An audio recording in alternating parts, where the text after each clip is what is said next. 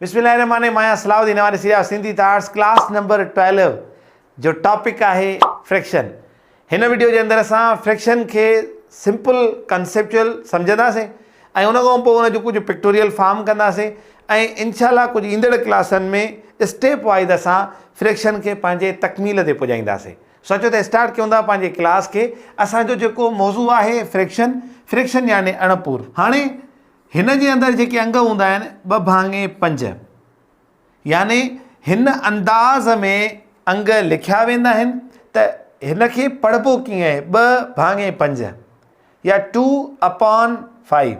हिन खे चइबो आहे न्यूमिरेटर, जेके सिंधीअ में चइबो आहे अंश, ऐं हिन खे चइबो आहे डेनोमिनेटर, जेके सिंधीअ में चइबो आहे छेद। ऐं हीअ जेका लाइन आहे इन खे चइबो आहे सिंधीअ में भाङे ऐं इंग्लिश में चइबो आहे अपान। हाणे इहो थी वियो इन खे रीड करण जो कॉन्सेप्ट।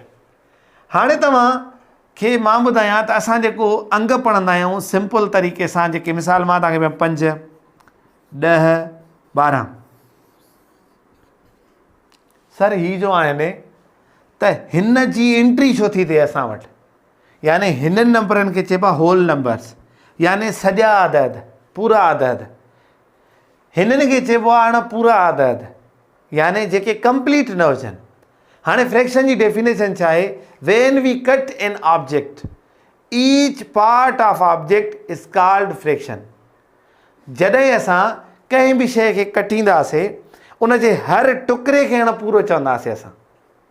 यानी मिसाल अगरि हीअ पेन आहे त हीअ अगरि मां कटियां थो, कटियल त न आहे केप आहे, हे टुकड़ो बि इनकम्पलीट आहे, अणपूरो आहे, हे टुकड़ो बि अणपूरो आहे। अगरि हे कट कयां थो, अगरि मां हिनखे मिलायां थो त हाणे हे पूरो आहे, होल नंबर आहे, 1 आहे।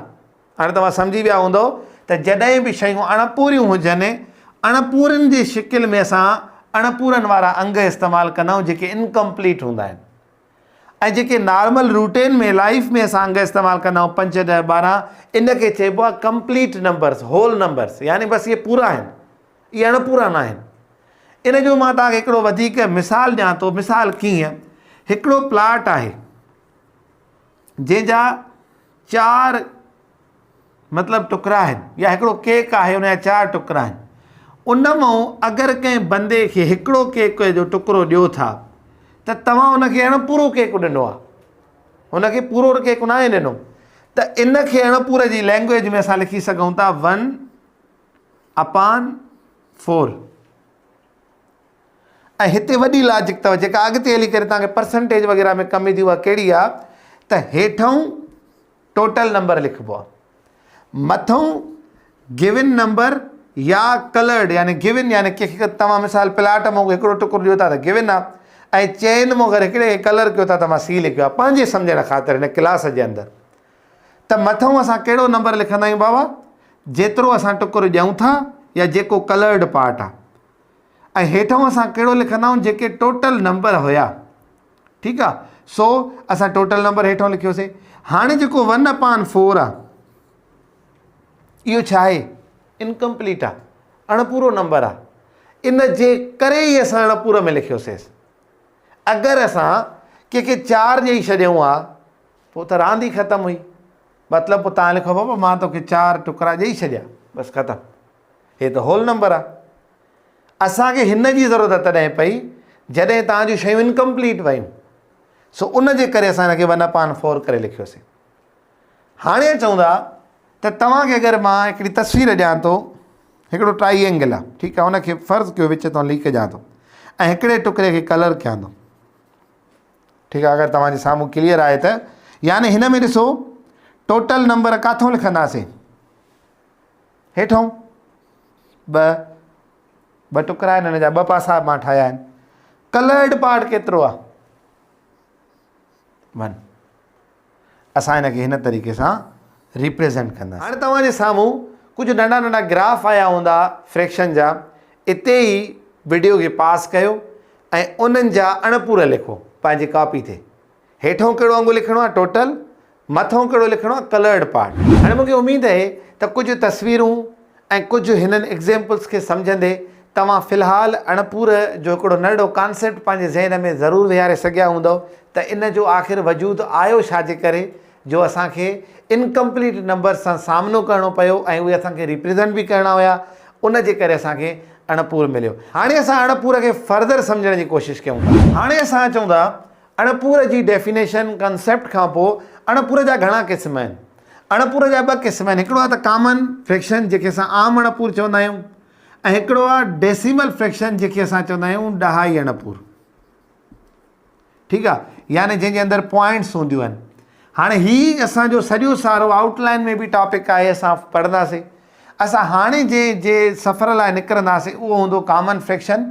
त कॉमन फ्रैक्शन जे अंदरि असां शयुनि खे डिस्कस कंदासीं, पोइ हीअ असांजो अलॻि सां टॉपिक आहे जंहिंमें असां डेसिमल फ्रैक्शन हिन खां कॉमन फ्रैक्शन खां बाद में पढ़ंदासीं। हाणे कॉमन फ्रैक्शन जा वरी 3 क़िस्म आहिनि।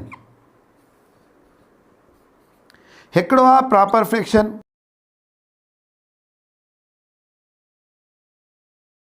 इम्प्रॉपर फ्रैक्शन एफ ॾेई थो छॾियां, ऐं टियों आहे कंपाउंड फ्रैक्शन। ही 3 क़िस्म आहिनि वरी कॉमन फ्रैक्शन जा। फ्रैक्शन, कॉमन फ्रैक्शन जेको असां लिखंदा आहियूं 2/5, ऐं डेसिमल फ्रैक्शन जेके असां लिखंदासीं 2.5। हुन में अहिड़े क़िस्म जा एग्ज़ाम्पल हूंदा, हिन में हिन क़िस्म जा एग्ज़ाम्पल हूंदा डायरेक्ट अपान में। उन जे अंदरि फर्दर 3 क़िस्म आहिनि, proper fraction, improper fraction and compound fraction. हाणे अचो त असां 1 बाय 1 हिननि टिनी खे डिस्कस कयूं। हाणे मां तव्हांजे साम्हूं हिकिड़ो चार्ट ठाहियो आहे कॉमन फ्रैक्शन जो। कॉमन फ्रैक्शन जो पहिरियों आहे हिसो प्रॉपर फ्रैक्शन। हाणे प्रॉपर फ्रैक्शन छा खे चइबो आहे, हिन जी अगरि तव्हां गूगल ते या मुख़्तलिफ़ उन्हनि ते प्लेटफॉर्म्स ते हिन जी डेफिनेशन ॾिसंदव त उहो सिर्फ़ु एतिरो था चवनि जंहिंजो अंश यानी न्यूमिरेटर नंढो हुजे ऐं छेद यानी डेनोमिनेटर वॾो हुजे, असां उनखे प्रॉपर फ्रैक्शन चवंदा आहियूं। पर मां पंहिंजे तरफ़ां हिकु सम्झाइण जे लाइ हिकिड़ो कॉन्सेप्ट रखंदो आहियां नंढनि ॿारनि खे, त जीअं उनखे प्रॉपर ऐं इम्प्रॉपर सम्झ में अची वञे, मां उहो पंहिंजे तरफ़ां कोशिशि कयां थो। मां ईअं नथो चवां त इहो बुक्स ऐं इन्हनि में लिखियलु आहे ऐं इन ते ई तव्हांखे मतिलबु मार्क करिणो आहे त सर ईअं चयो आहे या बुक्स में ईअं पढ़ायो वेंदो आहे। मां हिकिड़ो पंहिंजो सम्झाइण ख़ातिर हिकिड़ो एग्ज़ाम्पल तव्हांजे साम्हूं रखां थो। त ॾिसो, नंबर लिखां थो 1 2 3 4 5। हाणे मूंखे तव्हां सिर्फ़ु एतिरो ॿुधायो त छा मां सुबतो थो हलां या उबतो, यानी प्रॉपर फ्रैक्शन यानी छा, सुबतो अणपूर। अगरि मां सिंधीअ में बि लिखां त हिन खे तव्हां चवंदो सर सुबतो आहे, छो त पहिरियों नंढो आहे, पोइ वॾो आहे, पोइ अञा वॾो आहे। ऐं मां चवंदो आहियां सुबतो अणपूर उहो आहे जंहिंजो पहिरियों वांगुरु नंढो आहे, पोइ वॾो आहे। अचो हाणे इम्प्रॉपर फ्रैक्शन यानी उबतो फ्रैक्शन। उबतो कीअं, 5 4 3 2 1।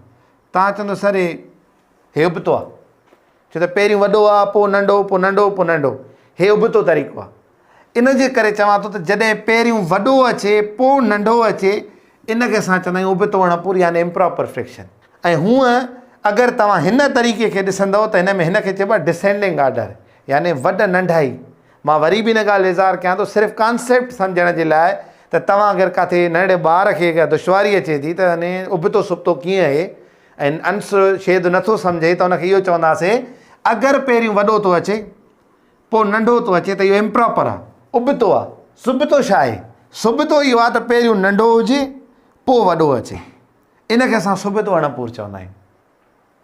हाणे जॾहिं हीअ 2 पोर्शन असां कवर करे वञूं था ऐं अगरि सम्झी वञूं था त सुबतो छा खे चइबो आहे, जंहिंजो अंश नंढो छेद वॾो। इन जा केतिरा ई एग्ज़ाम्पल ठाहे सघूं था, 3/5 2/6 10/11, केतिरा बि एग्ज़ाम्पल ठाहे सघूं था। अगरि कॉन्सेप्ट क्लियर आहे त सुबतो अणपूर छा खे चइबो आहे। अगरि उबतो अणपूर जो कॉन्सेप्ट क्लियर आहे त मां तव्हांखे चवंदुमि मूंखे 10 एग्ज़ाम्पल ठाहे ॾियो, 20 एग्ज़ाम्पल ठाहे ॾियो, तव्हां ठाहे वेंदो, छो त तव्हांखे ख़बर आहे त बसि मथों अंगु वॾो रखोसि, बाक़ी हेठों नंढो रखोसि, उबतो थी वेंदो। ठीकु आहे। सो हाणे चऊं था त जेको कंपाउंड फ्रैक्शन आहे, हाणे कंपाउंड फ्रैक्शन छा खे चइबो आहे। कंपाउंड लफ़्ज़ जी माना आहे गॾियल, यानी गॾियल अणपूर। गॾियल कीअं आहे, यानी कंपाउंड फ्रैक्शन, हिनखे मिक्स्ड फ्रैक्शन बि चइबो आहे ऐं सिंधीअ में हिनखे चइबो आहे गॾियल अणपूर। हाणे गॾियल कीअं आहे, यानी हिन खे हिकिड़ा 3 ऐं ॿिए पोर्शन में हिकिड़ो हुनखे आहे 1/2। हिन खे पढ़ंदासीं कीअं 3 होल यानी 3 सॼा 1/2 यानी 1/2। सिंधीअ में 3 सॼा 1/2, अंग्रेज़ीअ में 3 होल 1/2 यानी 3 सॼा 1/2। हाणे असां हिन खे लिखण जे लाइ छा कंदा आहियूं त पहिरियों होल नंबर खणंदा आहियूं, कोई बि होल नंबर खणो, 2 3 4 5 100 होल नंबर, ठीकु आहे, उहो खणी अचो ऐं उन जे अॻियां खणो प्रॉपर फ्रैक्शन। अगरि तव्हां हिकिड़ो होल नंबर खणी करे उते अॻियां तव्हां हुनजे इम्प्रॉपर फ्रैक्शन रखो था, हीउ दर्जो ग़लति थी वेंदो। हाणे अगरि तव्हांखे हिन जा एग्ज़ाम्पल लिखणा आहिनि त कीअं लिखंदव, कोई बि होल नंबर खणो 50 ऐं उन जे अॻियां छा खणंदव 3/4 यानी हिते असांखे प्रॉपर फ्रैक्शन ॾियणो आहे, हेॾो को न को होल नंबर खणणो आहे। हाणे पहिरियों त असां हिकु हिकु शइ जो नंढो नंढो कॉन्सेप्ट एंड मेथड सम्झोसीं त कहिड़े खे कीअं लिखंदासीं ऐं कहिड़े खे कीअं सुञाणींदासीं। अगरि मां तव्हांखे चवां थो 11/8 त मां कंहिंजो मिसाल थो ॾियां, इम्प्रॉपर जो ॾियां, छो त मां मथो 11 थो रखां पोइ 8 थो रखां, इहो इम्प्रॉपर आहे, जंहिंजो अंश वॾो आहे छेद नंढो आहे। हाणे इन ई टॉपिक खे फर्दर अॻिते वधाईंदे मां हाणे तव्हांखे पढ़ायां थो चेंजिंग। हाणे चेंजिंग छा खे चइबो आहे, चए थो त इम्प्रॉपर फ्रैक्शन तव्हांखे ॾिनो आहे, उनखे कंपाउंड में तब्दील कयो। इम्प्रॉपर फ्रैक्शन कहिड़ो मिलियो आहे 7/2, इनखे कंपाउंड फ्रैक्शन में कीअं तब्दील कबो, यादि रखो त जेको मथे अंगु मिलंदो आहे हमेशह उहो वंड जे अंदरि रखंदासीं ऐं जेको छेद आहे उहो ॿाहिरि रखंदासीं, यानी हूअं चओ त अंश अंदरि छेद ॿाहिरि।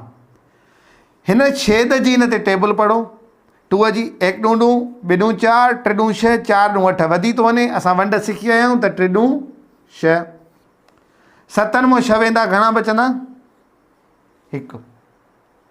छा अॻिते ॿिनि जी टेबल हिक ते वञे थी, न, ऐं पाशी बि 1 बची आहे, 0 न आयो आहे, त असां इन कंडीशन में छा कंदासीं, इन दर्जे खे जेको असां डिवाइड कयो आहे कंपाउंड करे कीअं लिखंदासीं, जेको जवाबु आयो आहे इन खे रखंदासीं होल नंबर में, ऐं जेका पाशी बची आहे इन खे रखंदासीं अंश वारी जाइ ते। ऐं जंहिंसां असां अॻ में ई वंड कयोसीं यानी जेको छेद हुयो उहो छेद साॻियो ई हेॾे असां फेराए वेंदासीं। हाणे असां सिखियोसीं त जॾहिं इम्प्रॉपर फ्रैक्शन कंपाउंड में तब्दील करणो हुजे असां वंड जो सहारो वठंदे उनखे तब्दील कंदा आहियूं। उनजो ॿियो एग्ज़ाम्पल हिकिड़ो खणां थो तव्हांजे साम्हूं। अगरि मां तव्हांजे साम्हूं खणां थो त 6/5, हाणे छा कंदासीं, 6/5 यानी इम्प्रॉपर आहे ऐं असांखे चेंजिंग बि चवे थो त इम्प्रॉपर मां कंपाउंड में तब्दील कयो। 6 अंदरि रखो 5 ॿाहिरि, 1 5 5, 1 बचो, यानी फर्दर टेबल न थी वञे, 1 सॼो, जेका पाशी बची आहे उहा मथे, छेद साॻियो ई, हिनखे असां छा चवंदा आहियूं, जेको असांजो आंसर ईंदो आहे उहो हिते रखंदासीं, जेका असांजो रिमाइंडर आहे यानी पाशी आहे, सिंधीअ में थो लिखां मां त पाशी, उहा हिते रखंदासीं, ऐं हिते साॻियो ई छेद जंहिंसां असां करे आया हुआसीं अॻ में ई वंड, उहो ई असां हेठों रखंदासीं। सम्झण जे लाइ मां ही एरोज़ बि लॻाए छॾिया अगरि तव्हां नोट्स ते ठाहियो था त।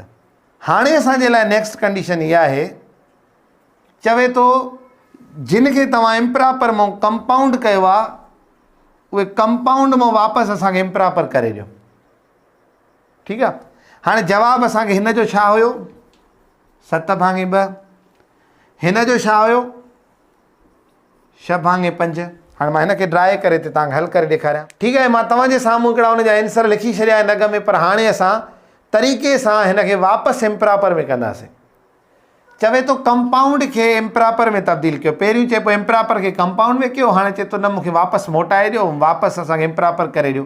हिन दर्जे खे इम्प्रॉपर कीअं कंदासीं, इन जो तरीक़ो इहो आहे त तव्हां सॼे नंबर खे छेद सां ज़र्ब कयो, सॼे नंबर खे छेद सां ज़र्ब कयो, 2 टका 6, जेको जवाबु अचे उन सां उहो अंश प्लस कयो, यानी 1 उन सां प्लस कंदा त घणो थींदो 7, ऐं छेद सां वापसि साॻियो ई लाहे रखंदासीं।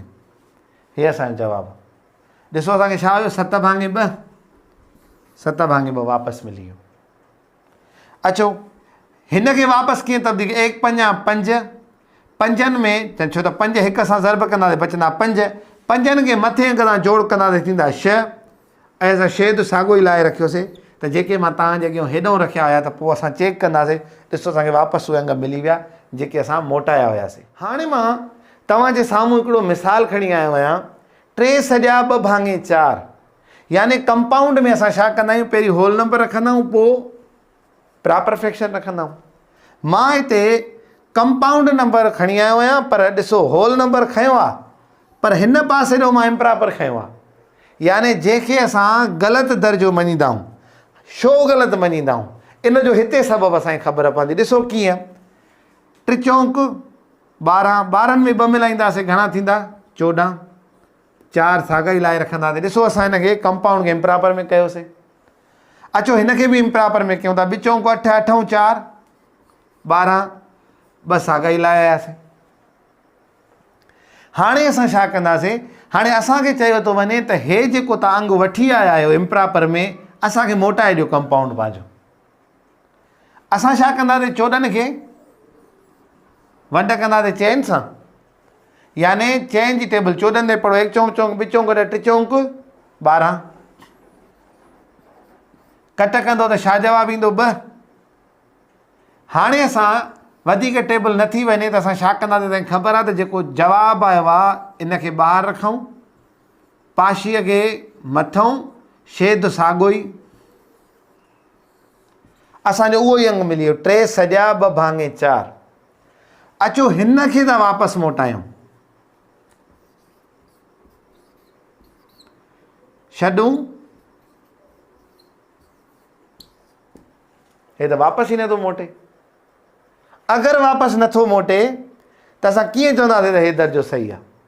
हिकु इहो ई सबबु हूंदो आहे त असां जेको दर्जो लिखूं था उहो अगरि असां इम्प्रॉपर में कयूं था त ठीकु आहे, ॾिसो हे बि थी वियो इम्प्रॉपर में, पर जंहिं महिल वापसि वठूं त असांखे साॻियो मिले। पर हिन में जॾहिं असां सॼो अदद खणी अॻियां इम्प्रॉपर खयोंसीं कंपाउंड सां, ऐं इनखे जॾहिं असां इम्प्रॉपर में तब्दील कयोसीं, वापसि त मोटे ई कोन पियो, 6 सॼा निकिरिया आहिनि, 6 सॼा हिते आहिनि ई कोन। सो इहो हिकिड़ो सबबु आहे त मैथ में जेको तव्हां कमु करे वञो था, जवाबु मिले थो, उन मां तव्हांखे उहो वापसि उहो दर्जो बि वापसि मिले। इहो ई सबबु आहे त सॼे अदद सां गॾु प्रॉपर फ्रैक्शन खणंदा आहियूं, न की इम्प्रॉपर फ्रैक्शन खणंदा आहियूं। हाणे मां रिपीट करे वञा त हिन जे अंदरि असां कॉन्सेप्ट पढ़ियोसीं, टाइप्स ऑफ फ्रैक्शन पढ़ियासीं, जंहिंमें कॉमन एंड डेसिमल हो। डेसिमल खे असां चयोसीं बाद में पढ़ंदासीं। कॉमन जा वधीक 3 क़िस्म हुया, प्रॉपर, इम्प्रॉपर ऐं कंपाउंड। उन्हनि खे सम्झोसीं, वरी असां चेंजिंग्स पढ़ियूंसीं। तव्हांजे साम्हूं नंढो होमवर्क आहे, हिनखे सॉल्व कयो। उमेदु आहे त तव्हांखे लेक्चर सम्झ में आयो हूंदो। इंशाल्लाह वरी मिलंदासीं नेक्स्ट क्लास में। तेसिताईं गॾिजो सिंधी थाट सां। अस्सलाम वालेकुम वरहमतुल्लाह।